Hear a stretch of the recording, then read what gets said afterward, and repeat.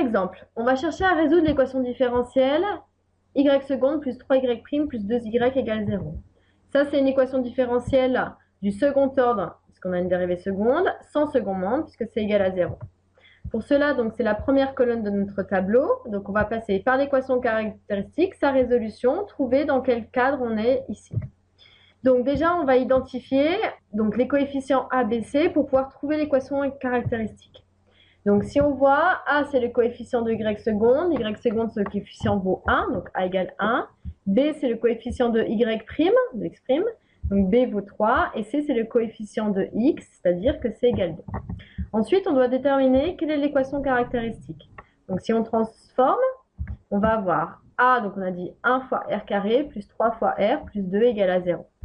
Maintenant, on va devoir résoudre pour savoir dans quel cadre on est. Donc, calcul du delta qui vaut b carré moins 4ac. On abuse des parenthèses. Ici, on obtient 1. Donc, je suis dans la configuration 1 est strictement positif. Donc, dans le cadre de la première ligne. On va devoir déterminer les racines. Donc, je vous rappelle la formule. Je ne vais pas détailler ici. À vous de le faire sur un papier pour voir si c'est juste. Donc, c'est moins b, c'est là où les erreurs résident en général. Moins racine de delta sur 2a ou moins b plus racine de delta sur 2a. Donc on a deux solutions qui sont R1 égale moins 2 et R2 égale moins 1. R1 c'est ma première racine que je vais mettre en rouge. R2 c'est ma deuxième racine qui sera en bleu. Donc si on veut appliquer la formule ici, ça va faire lambda exponentielle, donc R1, donc moins 2t, plus mu exponentielle R2, c'est-à-dire moins t.